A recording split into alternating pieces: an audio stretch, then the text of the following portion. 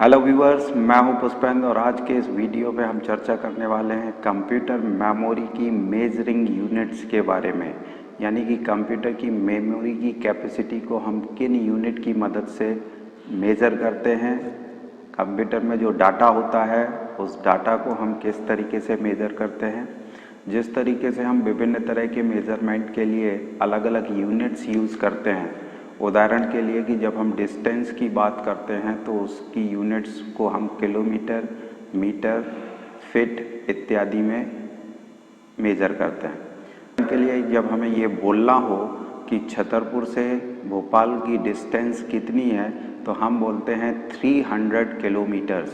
यहाँ पे जो किलोमीटर वर्ड यूज़ किया गया है ये डिस्टेंस को नापने की यूनिट है, मेज़रमेंट करने की यूनिट है। ठीक इसी तरीके से जब हम वेट की बात करते हैं तो हम ग्राम, किलोग्राम इत्यादि का यूज़ करते हैं। जब हम किसी बर्तन या ड्रम की कैपेसिटी के बारे में बात करते हैं तो हम लीटर्स में उसको मेज़र करते हैं। ठीक इसी तरीके से जब कंप्यूटर में हमारा डाटा जाता है तो उसकी मेमोरी में स्टोर होता है तो उसको हम किन यूनिट्स की मदद से मेजर कर सकते हैं, यही डिस्क्रिप्शन आज के इस वीडियो में हम देखने वाले हैं। आपको पता है कि कंप्यूटर में हमारा डाटा जब जाता है तो वो बाइनरी लैंग्वेज के फॉर्म में जाता है, यानी कि बाइनरी नंबर्स के फॉर्म में जाता है, जो कि 1 और 0 के फॉर्म में होता है। तो जब डाटा हमारा जाता है तो कंप्यूटर की मेमोरी में जा कर के स्टोर होता है, क्योंकि किसी भी प्रोसेसिंग के समय कंप्यूटर की मेमोरी में डाटा का स्टोर होना ज़रूरी है। यदि कंप्यूटर की मेमोरी में डाटा स्टोर नहीं हो पाता तो हमारा प्रोग्राम रन नहीं हो सकता, कंप्यूटर उस पर किसी तरीके की प्रोसेसिंग नहीं कर सकता। तो जब डाटा को कंप्यूटर में इनपुट यूनिट की मदद से हम भेजते हैं तो वो बाइनरी लैंग्वेज या मशीन लैंग्वेज में कन्वर्ट किया जाता है, जिससे कि कंप्यूटर उसे आसानी से समझ सके और उस पर किसी तरीके की प्रोसेसिंग कर सके। लेकिन इस प्रोसेसिंग के दौरान वो डाटा कंप्यूटर की मेमोरी में होना ज़रूरी है। तो हमारा डाटा जब बाइनरी लैंग्वेज में कन्वर्ट होकर के कंप्यूटर की मेमोरी में जाएगा तो वो 1 और 0 के फॉर्मेट में जाएगा। और हमारे कंप्यूटर की मेमोरी में बहुत छोटी छोटी सी सेल्स होती हैं जिनको हम इलेक्ट्रॉनिक सर्किट्स भी बोल सकते हैं। तो बहुत छोटे छोटे से इलेक्ट्रॉनिक सर्किट से मिलकर के हमारी कंप्यूटर की मेमोरी या मोबाइल की मेमोरी बनी होती है, और हमारा डाटा जो 1 0 के फॉर्मेट में होता है वो इसी तरीके से प्रत्येक सेल में 1 और 0 जा कर के स्टोर होता है। तो इस तरीके से यदि कंप्यूटर में आपकी मेमोरी ज़्यादा है तो उसमें ज़्यादा सेल्स होंगी और उसमें ज़्यादा डाटा स्टोर किया जा सकता है। तो हमारे कंप्यूटर में कितनी मेमोरी है इस पर डिपेंड करेगा कि हमारे कंप्यूटर में कितना डाटा पहुंच सकता है।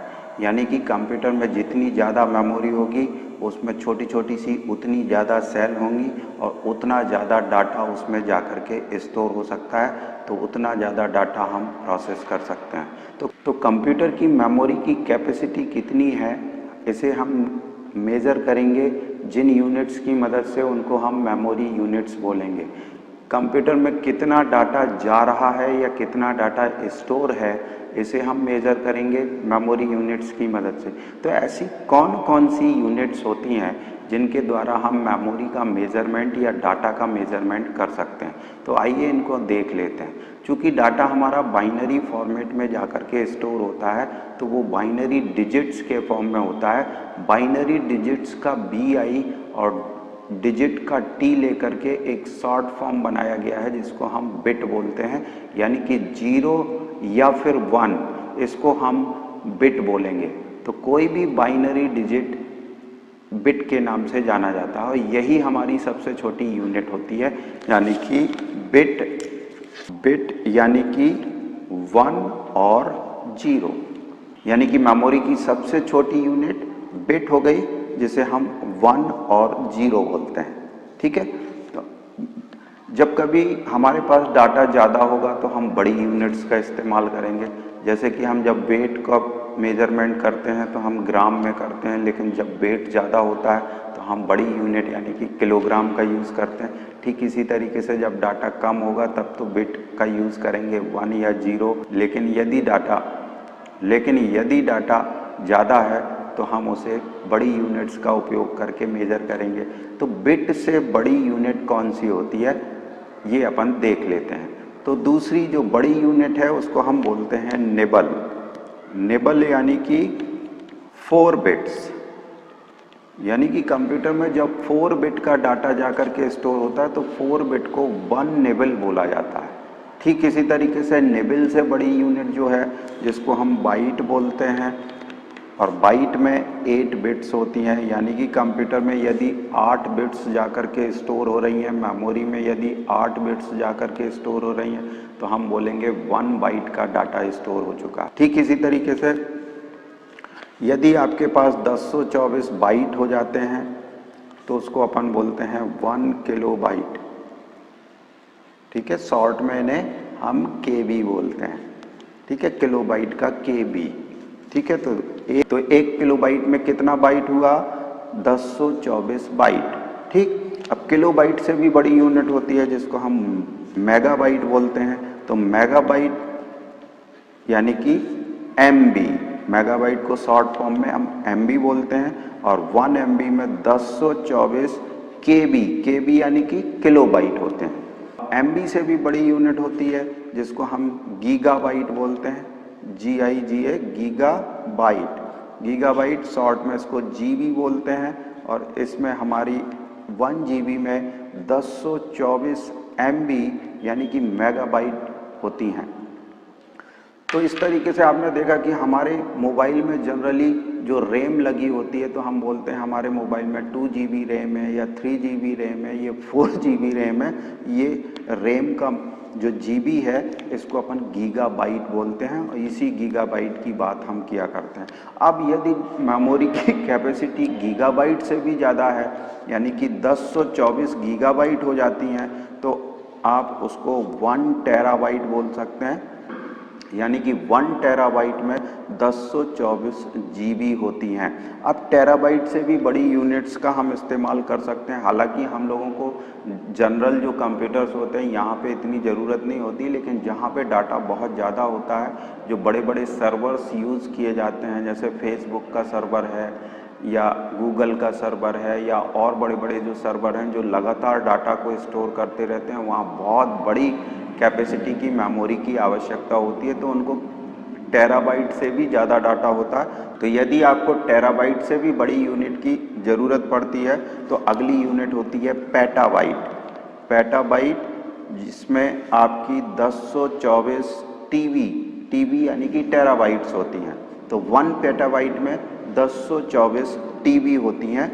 और पेटाबाइट से भी बड़ी यूनिट है जिसको अपन बोलते हैं एक्साबाइट। एक्साबाइट में 1024 पेटाबाइट होती हैं, यानी कि पीबी होता है। 1024 पीबी को हम 1 एक्साबाइट बोल सकते हैं। एक्साबाइट को ईबी लिख सकते हैं अपन। यदि एक्साबाइट से भी बड़ी यूनिट की आवश्यकता आपको पड़ती है तो फिर जेटाबाइट होती है। जेटाबाइट में 1024 ईबी यानी कि एक्साबाइट होती हैं। और जेटाबाइट से भी बड़ी यूनिट की अगर हम बात करें तो उसको योटाबाइट बोला जाता है। योटाबाइट जेटाबाइट से भी बड़ी यूनिट है। 1 योटाबाइट में 1024 जेटाबाइट होती हैं, जिसको अपन ZB के द्वारा रिप्रेजेंट करते हैं। और योटाबाइट से भी बड़ी यूनिट है जिसको अपन बोलते हैं ब्रोंटोबाइट। ब्रोंटोबाइट यानी कि 1 ब्रोंटोबाइट में 1024 योटाबाइट होती हैं, बाईबी होती हैं। 1024 बाईबी को हम 1 ब्रोंटोबाइट बोल सकते हैं। और ब्रोंटोबाइट से भी एक बड़ी यूनिट है जिसको हम जियोपबाइट बोलते हैं। जियोपबाइट 1 जियोबाइट में 1024 ब्रोंटोबाइट होती हैं। तो इस तरीके से आपने देखा कि मेमोरी को मेज़र करने के लिए बहुत सारी यूनिट्स हमारे पास हैं। सबसे छोटी यूनिट जिसे हम बिट बोलते हैं, जो कि 1 या 0 को रिप्रेजेंट करती है। उससे बड़ी यूनिट होती है आपके पास निबल। निबल में 4 बिट्स होती हैं। 1 निबल में 4 बिट होंगी।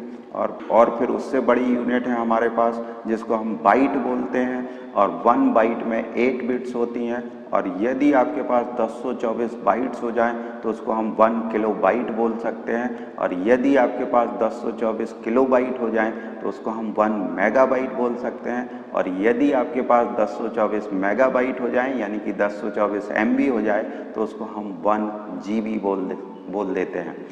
लेकिन कभी कभी हमें और भी बड़ी यूनिट्स की आवश्यकता होती है, तो इनके आगे भी जो हमने यूनिट्स देखी हैं, जैसे कि 1024 GB हो तो उसको हम 1 टेराबाइट बोल सकते हैं, 1024 टेराबाइट हो तो उसको हम 1 पेटाबाइट बोल सकते हैं, और 1024 पेटाबाइट हो तो उसको हम 1 एक्साबाइट बोल सकते हैं, और यदि 1024 एक्साबाइट हैं आपके पास तो आप उनको 1 जेटाबाइट बोल सकते हैं, यानी कि 1 जेटाबाइट में 1024 एक्साबाइट होंगी। जेटाबाइट से भी बड़ी यूनिट है जिसको हम योटाबाइट बोलते हैं, तो योटाबाइट यानी कि 1 योटाबाइट में 1024 जेटाबाइट्स होती हैं। और इससे भी बड़ी यूनिट की बात करते हैं तो फिर ब्रोंटोबाइट है, 1 ब्रोंटोबाइट में 1024 योटाबाइट होती हैं, और ब्रोंटोबाइट से जो बड़ी यूनिट है जिसको हम जियोबाइट बोलते हैं, तो 1 जियोबाइट में 1024 ब्रोंटोबाइट्स होती हैं। तो इस तरीके से इतनी सारी यूनिट्स हैं।